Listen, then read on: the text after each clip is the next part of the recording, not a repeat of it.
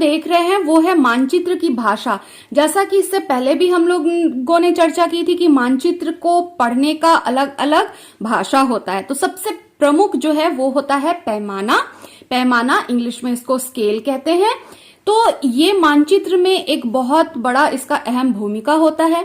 पैमाना जो है उसको क्या बोलते हैं, स्थल पर वास्तविक दूरी तथा मानचित्र पर दिखाई गई दूरी के बीच के अनुपात को पैमाना कहते हैं। जो वास्तविक दूरी होती है मानचित्र में, और उसको लेके एक आनुपातिक दूरी तय की जाती है जिससे कि मानचित्र का निर्माण होता है। जैसा कि बच्चों आप देख सकते हैं, क्या ये छोटे से एक उदाहरण से आप समझिए, यहाँ पे आपको मानचित्र दिख रहा है ना बच्चों।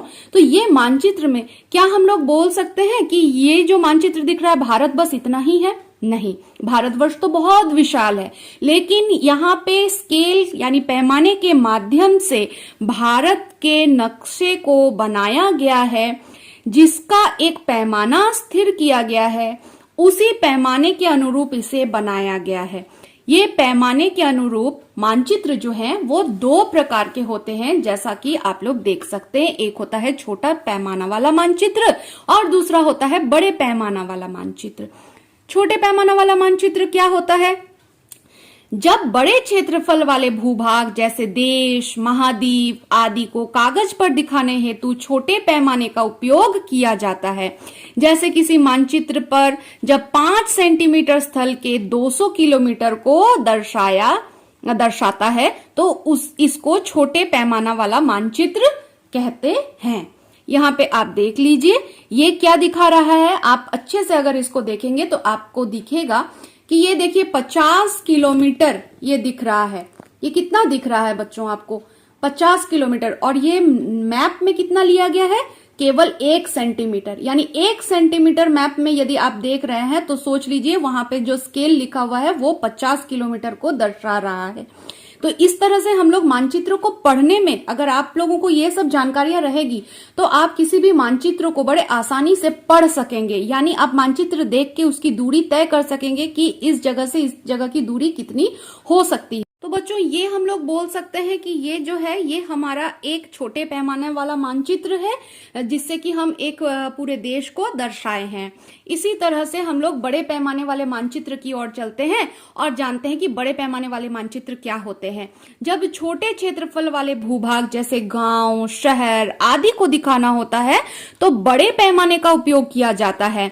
जैसे किसी मानचित्र पर जब 5 सेंटीमीटर की दूरी स्थल के 200 मीटर की दूरी को दर्शाता है तो इसे बड़े पैमाने वाला मानचित्र कहते हैं।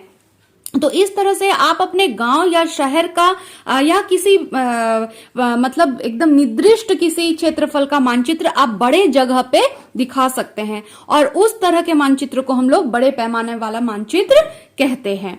अब हम लोग आ जाते हैं, यहाँ पे आप देख के रखिए, ये भी एक जानना जरूरी है कि 1 सेंटीमीटर इज इक्वल टू देखिए 10 किलोमीटर। 1/10 के अनुपात के पैमाने पे कोई मानचित्र मान लीजिए आपको बनाना है तो आप उसको बना सकते हैं। और हमेशा जान के रखिए कि बड़े पैमाने वाले मानचित्र में छोटे पैमाने वाले मानचित्र की अपेक्षा अधिक जानकारियां समाहित होती हैं।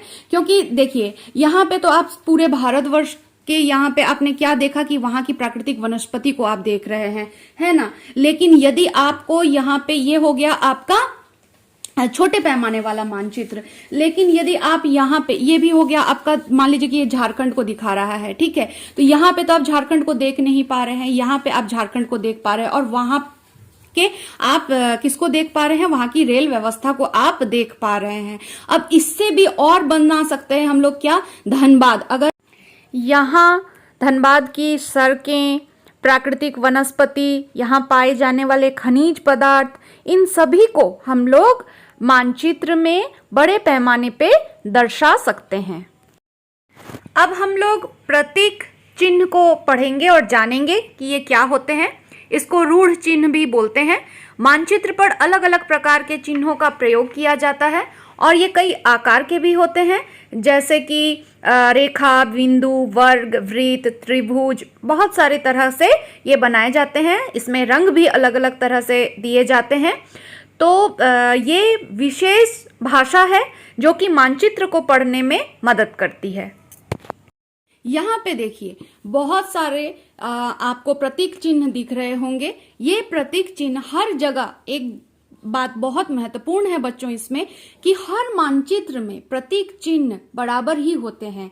यानी कि रेलवे को जिस तरह से यहाँ पे रेलवे लाइन को दर्शाया गया है, देखिए यहाँ पे आपके किताब में लिखा हुआ है कि रेलवे लाइन, बड़ी line, metre line, railway station, इन सबको अलग अलग चिन्हों से दर्शाया गया है।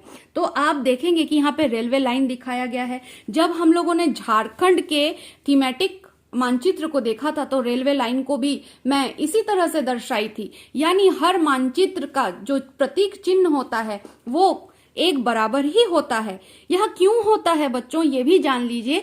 क्योंकि हो सकता है कि आप किसी जगह के भाषा को नहीं जानते हैं। यह जरूरी नहीं कि आप किसी भी जगह जाएं और वहां के भाषा को आप जान ले, लेकिन अगर आप प्रतीक चिन्हों को जानते हैं तो आप बड़े आसानी से वहां के मानचित्र को पढ़कर आपको जिस जगह पहुंचना है आप पहुंच सकते हैं।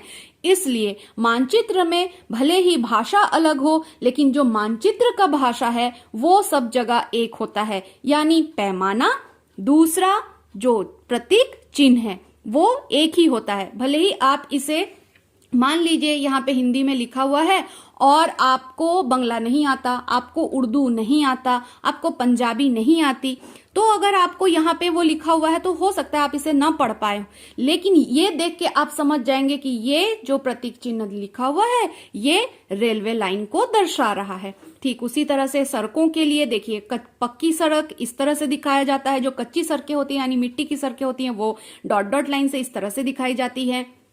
सीमा, अंतरराष्ट्रीय सीमा इस तरह से होंगे, राज्य की सीमा, जिला की सीमा। तो हर चीज के लिए आप अपने किताब में ध्यान से देखेंगे तो अलग अलग प्रतीक चिन्ह दिए हुए हैं और इन प्रतीक चिन्हों के मदद से ही आप किसी भी मानचित्र को बड़े आसानी से पढ़ सकते हैं। इसके बाद हम लोग आ जाते हैं दिशा की ओर। तो बच्चों जैसा कि हमें पता है दिशा जो है वो मुख्यतः 4 दिशा हम लोग जानते हैं और इसे हम लोग प्रधान दिग्बंधु भी कहते हैं। जैसे कि कौन कौन से हैं? उत्तर, पूर्व, पश्चिम, दक्षिण, है ना, या पूर्व, पश्चिम, उत्तर, दक्षिण, कुछ भी आप कह लें। तो ये जो है ये प्रधान दिग्बंधु हैं, इन्हें प्रधान दिग्बंधु कहा जाता है। इसके अलावा जो है ये दिक्सूचक भी इन्हें बोलते हैं। इसके अलावा जो है वो क्या है वो देख लेते हैं। वो है ये देखिए आपके ये जो 4 दिग चिन्ह है इसके बीच में क्या क्या है ये देखिए, उत्तरी पश्चिम, उत्तरी पूर्व, दक्षिणी पूर्व, दक्षिण पश्चिम, है ना। तो ये जो है ये इसके बीच में होता है और इन्हें भी हम लोग दिग्बंधुओं के रूप में ही जानते हैं, लेकिन प्रधान दिग्बंधु यही होते हैं। अब हम लोग देख लेते हैं रंग की ओर।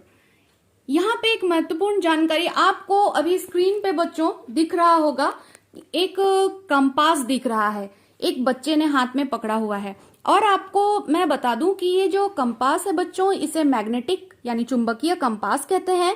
ये कहीं पे भी, जैसे कि आप जहाज अगर जो समुद्र में जाता है, ठीक है, या मान लीजिए जो हवाई जहाज आसमान में उड़ता है, वहां सभी जगह ये कंपास लगा हुआ रहता है। या फिर जैसे कि किसी को मान लीजिए कि कहीं पे एडवेंचर में यात्रा में जाना है तो वो भी अपने साथ ये कंपास रख सकता है, जो कि आपको अभी स्क्रीन में दिख रहा है।